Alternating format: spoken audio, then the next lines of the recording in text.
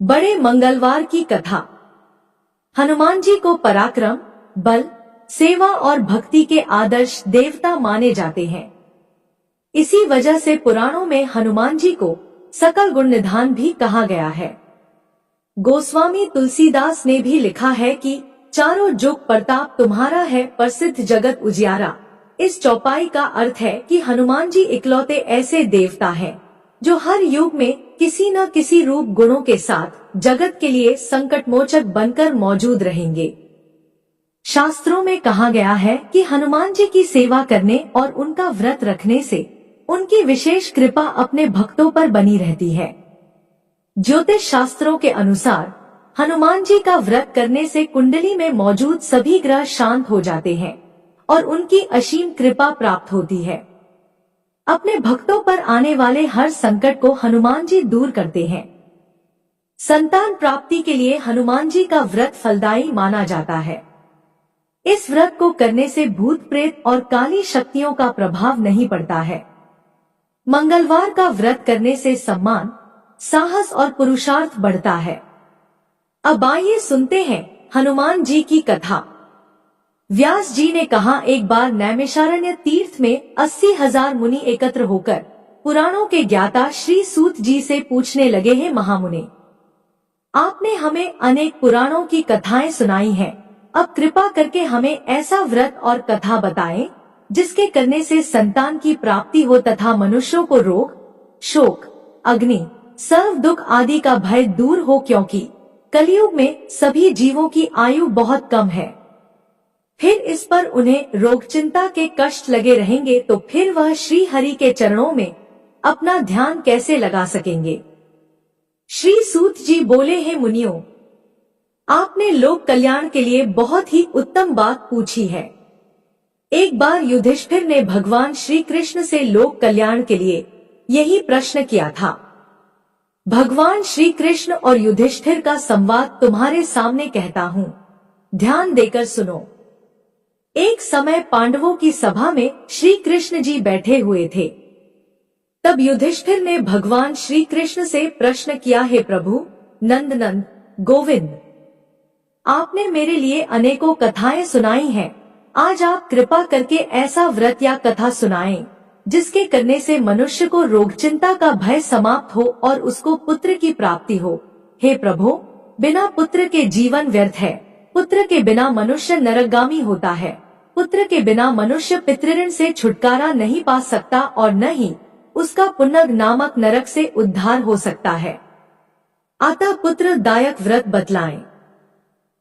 श्री कृष्ण भगवान बोले, हे राजन, मैं एक प्राचीन इतिहास सुनाता हूँ, आप उसे ध्यानपूर्वक सुनो। कुंडलपुर नामक एक नगर था, उसमें नंदा नामक एक ब्राह्मण रहता था। भगवान की कृपा से उसके पास सब कुछ था, फिर भी वह दुखी था। इसका कारण यह था कि ब्राह्मण की स्त्री सुनंदा के कोई संतान न थी। सुनंदा पतिव्रता थी, भक्तिपूर्वक श्री हनुमान जी की आराधना करती थी। मंगलवार के दिन व्रत करके अंत में भोजन बनाकर हनुमान जी को भोग लगाने के बाद स्वयं भोजन करती थी। एक बार मंगलवार के दिन ब्राह्मणी गृह कार्य की अधिकता के कारण हनुमान जी को भोग न लगा सकी, तो इस पर उसे बहुत दुख हुआ। उसने कुछ भी नहीं खाया और अपने मन में प्रण किया कि अब तो अगले मंगलवार को ही हनुमान जी का भोग लगाकर अन्नजल ग्रहण करूंगी। ब्राह्मणी सुनंदा प्रतिदिन भोजन बनाती, श्रद्धा पूर्वक पति को खिलाती, परंतु स्वयं भोजन नहीं करती और मन ही मन श्री हनुमान जी की आराधना करती थी।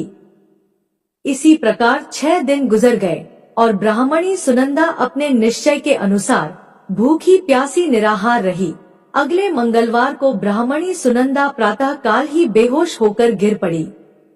ब्राह्मणी सुनंदा की इस असीम भक्ति के प्रभाव से श्री हनुमान जी बहुत प्रसन्न हुए और प्रकट होकर बोले, सुनंदा, मैं तेरी भक्ति से बहुत प्रसन्न हूँ, तू उठ और वर मांग। सुनंदा अपने आराध्य देव श्री हनुमान जी को देखकर आनंद की अधिकता से विह्वल हो श्री हनुमान जी के चरणों में गिरकर बोली, हे प्रभु, मेरी कोई संतान नहीं है, कृपा करके मुझे संतान प्राप्ति का आशीर्वाद दे, आपकी अति कृपा होगी। श्री महावीर जी बोले, तेरी इच्छा पूर्ण होगी, तेरी एक कन्या पैदा होगी, उसके अष्टांग प्रतिदिन सोना दिया करेंगे। इस प्रकार कहकर श्री महावीर जी अंतर्ध्यान हो गए। ब्राह्मणी सुनंदा बहुत हर्षित हुई और सभी समाचार अपने पति से कहा। ब्राह्मण देव कन्या का वरदान सुनकर कुछ दुखी हुए, परंतु सोना मिलने की बात सुनी तो बहुत प्रसन्न हुए। विचार किया कि ऐसी कन्या के साथ मेरी निर्धनता भी समाप्त हो जाएगी। श्री हनुमान जी की कृपा से वह ब्राह्मणी गर्भवती हुई और 10वें महीने में उसे बहुत ही सुंदर पुत्री प्राप्त हुई। यह बच्ची अपने पिता के घर में ठीक उसी तरह से बढ़ने लगी जिस प्रकार शुक्ल पक्ष का चंद्रमा बढ़ता है। 10वें दिन ब्राह्मण ने उस बालिका का नामकरण संस्कार कराया। उसके कुल पुरोहित ने उस बालिका का नाम रत्नावली रखा, क्योंकि यह कन्या सोना प्रदान किया करती थी। इस कन्या ने पूर्वजन्म में बड़े ही विधान से मंगलदेव का व्रत किया था। रत्नावली का अष्टांग बहुत सा सोना देता था। उस सोने से नंदा ब्राह्मण बहुत ही धनवान हो गया। अब ब्राह्मणी भी बहुत अभिमान करने लगी थी। समय बीतता रहा। अब रत्नावली 10 वर्ष की हो चुकी थी। एक दिन जब नंदा ब्राह्मण प्रसन्न चित्त था, तब सुनंदा ने अपने पति से कहा, मेरी पुत्री रत्नावली विवाह के योग्य हो गई है, अतः आप कोई सुंदर तथा योग्य वर देखकर इसका विवाह कर दें। यह सुन ब्राह्मण बोला, अभी तो रत्नावली बहुत छोटी है। तब ब्राह्मणी बोली, शास्त्रों की आज्ञा है कि कन्या 8वें वर्ष में गौरी, 9 वर्ष में राहिणी, 10वें वर्ष में कन्या, इसके पश्चात रजस्वला हो जाती है। गौरी के दान से पाताल लोक की प्राप्ति होती है, राहिणी के दान से बैकुंठ लोक की प्राप्ति होती है, कन्या के दान से इंद्रलोक में सुखों की प्राप्ति होती है। हे स्वामी, अगर रजस्वला का दान किया जाता है तो घोर नरक की प्राप्ति होती है। इस पर ब्राह्मण बोला, अभी तो रत्नावली मात्र 10 ही वर्ष की है और मैंने तो 16-16 साल की कन्याओं के विवाह कराए हैं, अभी जल्दी क्या है। तब ब्राह्मणी सुनंदा बोली, आपको तो लोभ अधिक हो गया लगता है। शास्त्रों में कहा गया है कि माता पिता और बड़ा भाई रजस्वला कन्या को देखते हैं तो वह अवश्य ही नरकगामी होते हैं। तब ब्राह्मण बोला, अच्छी बात है, कल मैं अवश्य ही योग्य वर की तलाश में अपना दूत भेजूंगा। दूसरे दिन ब्राह्मण ने अपने दूत को बुलाया और आज्ञा दी कि जैसी सुंदर मेरी कन्या है वैसा ही सुंदर वर उसके लिए तलाश करो। दूत अपने स्वामी की आज्ञा पाकर निकल पड़ा। पंपई नगर में उसने एक सुंदर लड़के को देखा। यह बालक एक ब्राह्मण परिवार का बहुत गुणवान पुत्र था। इसका नाम सोमेश्वर था। दूत ने इस सुंदर व गुणवान ब्राह्मण पुत्र के बारे में अपने स्वामी को पूर्ण विवरण दिया। ब्राह्मण नंदा को भी सोमेश्वर अच्छा लगा और फिर शुभ मुहूर्त में विधिपूर्वक कन्या दान करके ब्राह्मण अब्राह्मणी संतुष्ट हुए। परंतु ब्राह्मण के मन तो लोभ समाया हुआ था। उसने कन्यादान तो कर दिया था, पर वह बहुत खिन्न भी था। उसने विचार किया कि रत्नावली तो अब चली जाएगी और मुझे इससे जो सोना मिलता था वह अब मिलेगा नहीं। मेरे पास जो धन था कुछ तो इसके विवाह में खर्च हो गया और जो शेष बचा है वह भी कुछ दिनों पश्चात समाप्त हो जाएगा। मैंने तो इसका विवाह करके बहुत बड़ी भूल कर दी है। अब कोई ऐसा उपाय हो कि रत्नावली मेरे घर में ही बनी रहे, अपनी ससुराल ना जावे। लोभ रूपी राक्षस ब्राह्मण के मस्तिष्क पर छाता जा रहा था। रात भर अपनी शया पर बेचैनी से करवटें बदलते बदलते उसने एक बहुत ही क्रूर निर्णय लिया।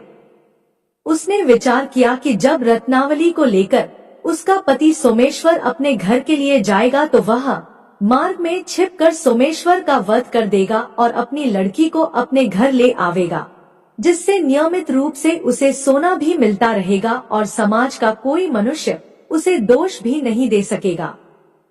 प्रातःकाल हुआ तो नंदा और सुनंदा ने अपने जमाई तथा लड़की को बहुत सारा धन देकर विदा किया। सोमेश्वर अपनी पत्नी रत्नावली को लेकर ससुराल से अपने घर की तरफ चल दिया। ब्राह्मण नंदा महालोक के वशीभूत हो अपनी मति खो चुका था। पाप पुण्य को उसे विचार न रहा था। अपने भयानक व क्रूर निर्णय को कार्यरूप देने के लिए उसने अपने दूत को मार्ग में अपने जमाई का वध करने के लिए भेज दिया था, ताकि रत्नावली से प्राप्त होने वाला सोना उसे हमेशा मिलता रहे और वो कभी निर्धन न हो।